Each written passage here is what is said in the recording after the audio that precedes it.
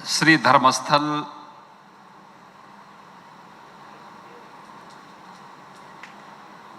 Institute of naturopathy and yogic science छेमबन के आज के इस लोकार्पण कार्यक्रम में मंच पर उपस्थित कर्नाटक के लोकप्रिय मुख्यमंत्री माननीय श्री बसवराज बोम्मई जी, श्री आदि चुनचुनगिरी महास्थानम मठ के पूज्य स्वामी निर्मलानंद नाथ स्वामी जी, धर्माधिकारी श्री क्षेत्र धर्मस्थल डॉक्टर वीरेंद्र हेगड़े जी, व्यास योग विश्वविद्यालय के चांसलर डॉक्टर नागेंद्र जी, माननीय सांसद श्री बचेब गौड़ा जी, श्रीमती हेमवती हेगड़े जी, कर्नाटक सरकार के माननीय मंत्री डॉक्टर के सुधाकर जी, श्री आनंद सिंह जी, माननीय विधायक और अन्य मंत्रीगण और भारी संख्या में श्री धर्मस्थल महास्थानम से जुड़े हुए सभी उपस्थित भाइयों बहनों, छेमबन के आज के इस लोकार्पण कार्यक्रम के अवसर पर मैं श्री धर्मस्थल श्री क्षेत्र से जुड़े हुए सभी अनुयायियों को हृदय से बधाई देता हूं। खासतौर पर धर्माधिकारी डॉक्टर वीरेंद्र हेगड़े जी को भारत की ट्रेडिशनल मेडिसिन की परंपरा को आगे बढ़ाने के लिए मैं उनका हृदय से अभिनंदन भी करता हूं। भाइयों बहनों,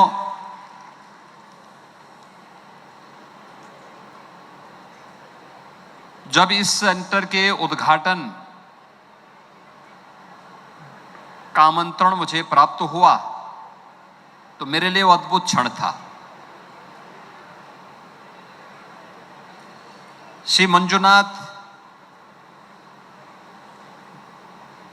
श्री क्षेत्र के जुड़े हुए इस पावन कार्यक्रम के साथ जुड़ने का कार्यक्रम कर्नाटक और उत्तर प्रदेश का बहुत घनिष्ठ संबंध है और एक घनिष्ठ संबंध इस रूप में भी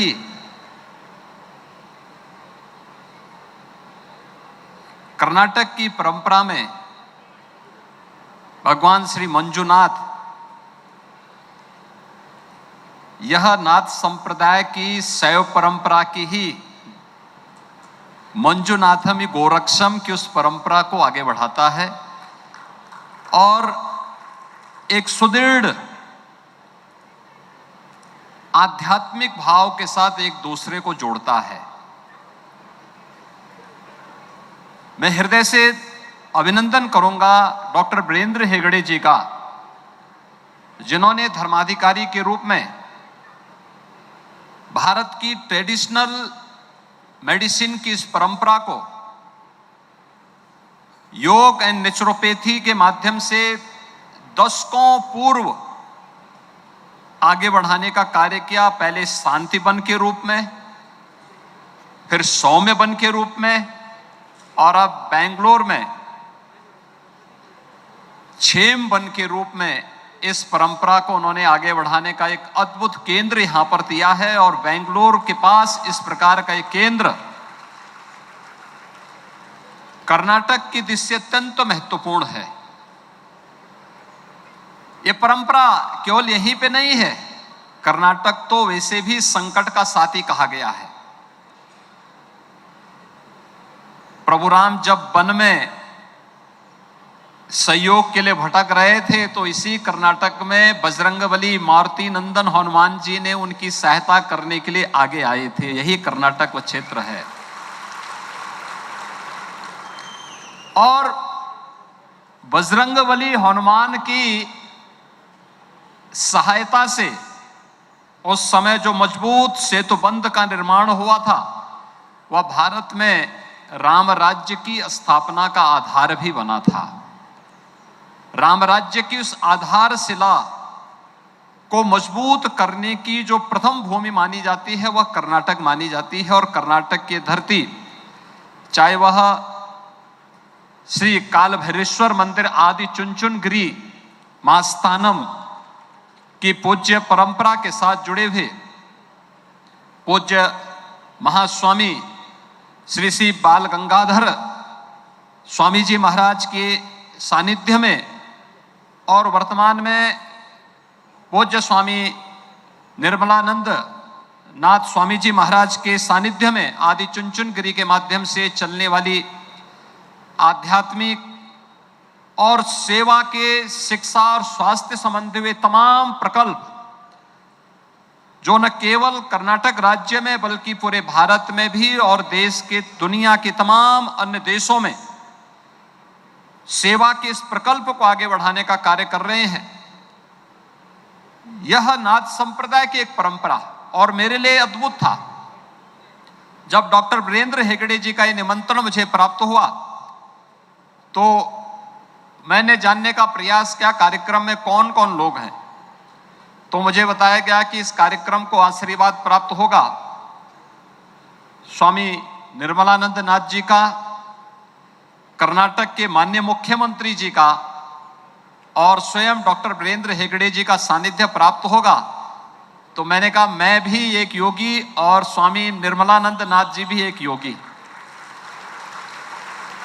बोमई जी हमारे लोकप्रिय मुख्यमंत्री के रूप में और एक योगी के रूप में वह भी कर्नाटक की सेवा का काम कर रहे हैं।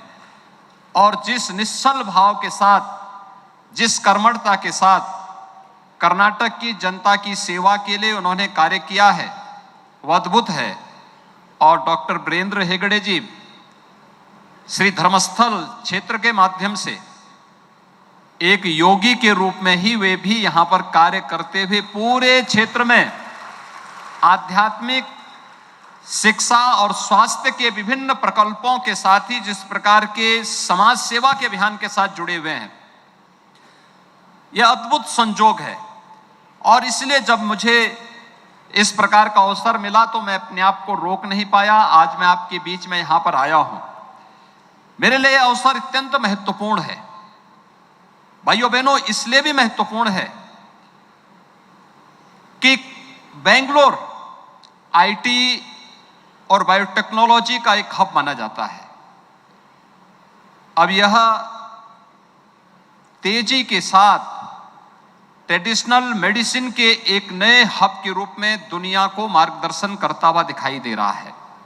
और खास तौर पर जब प्रधानमंत्री मोदी जी भारत की इकोनॉमी को 5 ट्रिलियन US डॉलर की इकोनॉमी बनाने की ओर अग्रसर हों, हमें अपनी कार्य पद्धति में प्रोफेशनलिज्म कैसे लेके आना है, टेक्नोलॉजी के साथ उसको जोड़ते हुए कैसे हम इसे आगे बढ़ा सकते हैं, यह आज की आवश्यकता है।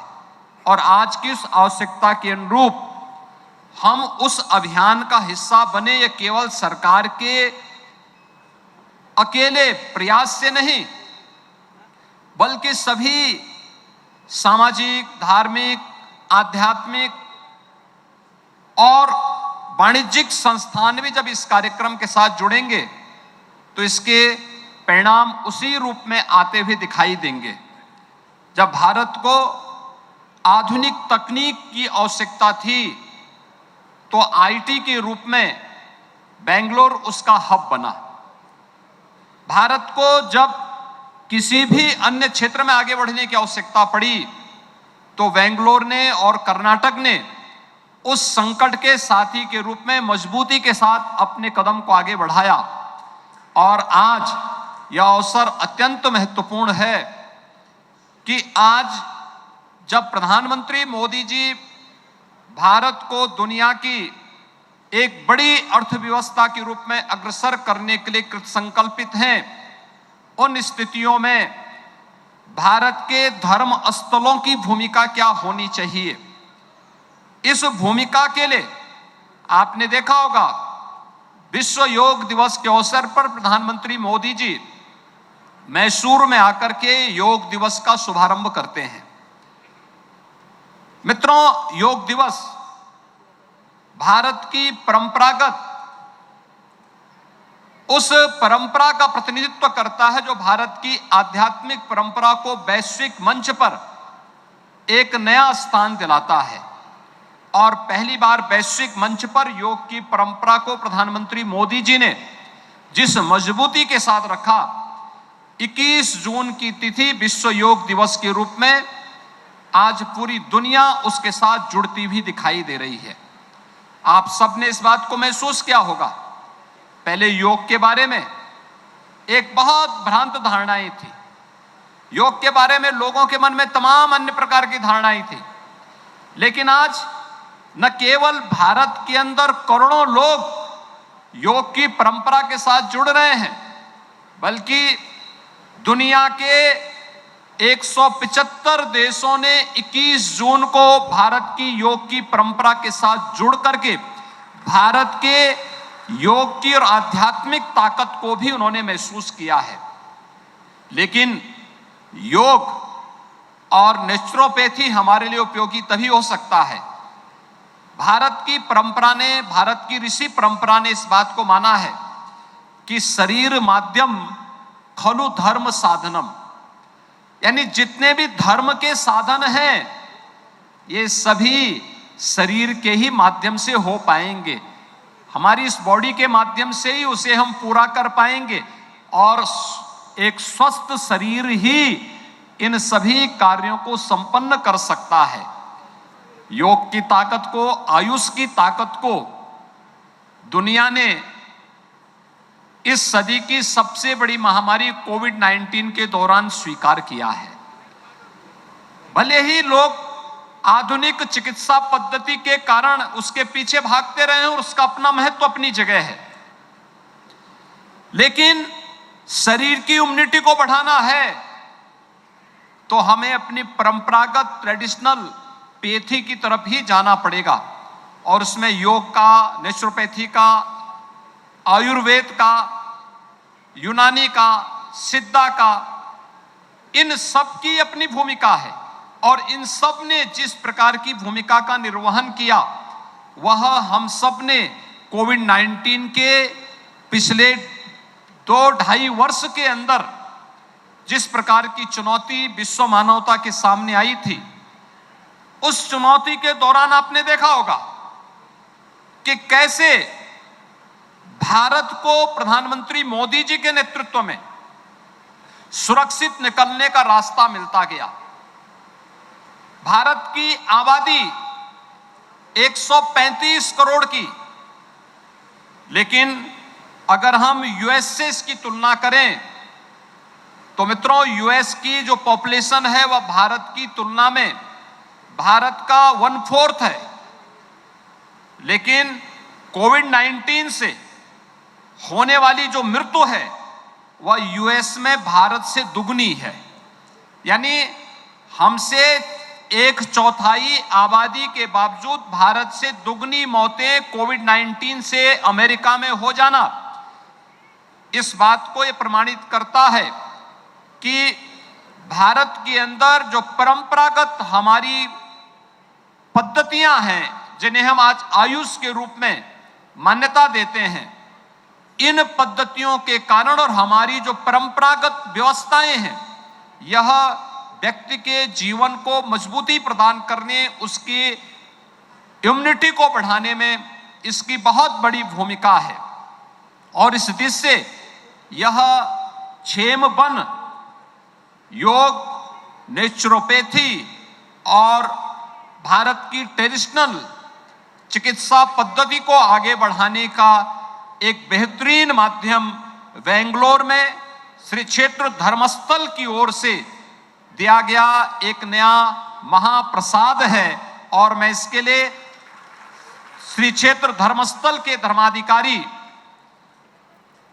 डॉक्टर वीरेंद्र हेगड़े जी को, उनके सभी टीम के जितने भी मेंबर्स हैं, उन सबको हृदय से मैं बधाई देता हूं, हृदय से मैं उन्हें धन्यवाद देता हूं कि इस प्रकार के केंद्र की आज की आवश्यकता ये पूरे देश के अंदर है और कोविड-19 ने इसके लिए हमें एक बार फिर से आगाह किया है। और मुझे बताते हुए प्रसन्नता है कि आज हम उत्तर प्रदेश में इसीलिए एक नए आयुष विश्वविद्यालय के साथ हम लोगों ने अपने कार्य को आगे बढ़ाया है। जब उत्तर प्रदेश में आयुष विश्वविद्यालय की स्थापना होनी थी तो मैंने उस समय डॉक्टर नागेंद्र जी का भी मार्गदर्शन लिया था। डॉक्टर नागेंद्र जी ने हमारी यूपी की टीम को उस समय मार्गदर्शन दिया था और उत्तर प्रदेश में आकर के उन्होंने स्वयं भी इस फील्ड को कैसे मजबूती प्रदान कर सकते हैं, ये कार्यक्रम आगे बढ़ेगा। अभी मुझे बताया गया कि नेचुरोपैथी से जिन छात्रों ने यहाँ पे डिग्री ली है, 300 से अधिक ऐसे छात्रों को वहां पर कार्य करने में उन्हें कोई दिक्कत है, मैं उस पूरे प्रतिवेदन को लूंगा और उत्तर प्रदेश में किसी भी ऐसे छात्र को दिक्कत नहीं होगी जिन्होंने नेचुरोपैथी से डिग्री ली है। उत्तर प्रदेश आयुष विश्वविद्यालय जो महायोगी गुरु गोरखनाथ के नाम पर ही है, महायोगी गुरु गोरखनाथ आयुष विश्वविद्यालय उत्तर प्रदेश शासन के द्वारा संचालित है। वह विश्वविद्यालय इसको मान्यता देकर के आगे बढ़ाने का कार्य करेगा और यहाँ की उस डिग्री को भी वही सम्मान जो आज कर्नाटक में है, वही सम्मान उत्तर प्रदेश के अंदर भी प्राप्त होगा। इसमें किसी प्रकार का कोई संदेह किसी को नहीं होना चाहिए। मैं आज के इस अवसर पर यहाँ पर आज जब कर्नाटक के अंदर यहाँ पर श्री बसवराज बोम्मई जी के नेतृत्व में कर्नाटक की सरकार कर्नाटक को विकास की नई ऊंचाइयों की ओर अग्रसर कर रही है, मैं इस अवसर पर माननीय मुख्यमंत्री बोम्मई जी के नेतृत्व में होने वाले जो भी विकास के कार्य हैं और कर्नाटक को एक समृद्ध कर्नाटक, सुरक्षित कर्नाटक की ओर अग्रसर करने के उनके प्रयास की यहाँ पर मैं उसकी सराहना करता हूं, उनका अभिनंदन करता हूं और मुझे पूरा विश्वास है कि बोम्मई जी के नेतृत्व में कर्नाटक भारत की एक बड़ी अर्थव्यवस्था बनने के साथ ही कर्नाटक इस ट्रेडिशनल चिकित्सा पद्धति के माध्यम से भारत को हेल्थ टूरिज्म का भी मार्ग प्रशस्त करने में सफल होगा। मैं एक बार फिर से श्री क्षेत्र धर्मस्थल के इस अभिनव प्रयास की सराहना करते हुए डॉक्टर वीरेंद्र हेगड़े जी का, यहाँ पर उपस्थित श्री आदि चुनचुनगिरी महास्थानम के पूज्य स्वामी निर्मलानंद नाथ जी, कर्नाटक के सीएम श्री बसवराज बोम्मई जी और उनके मंत्रिमंडल के सभी माननीय मंत्रियों को एक बार फिर से इस पूरे प्रकल्प को आगे बढ़ाने के लिए हृदय से धन्यवाद ज्ञापित करते हुए आप सबका हृदय से अभिनंदन करता हूं। धन्यवाद। जय हिंद।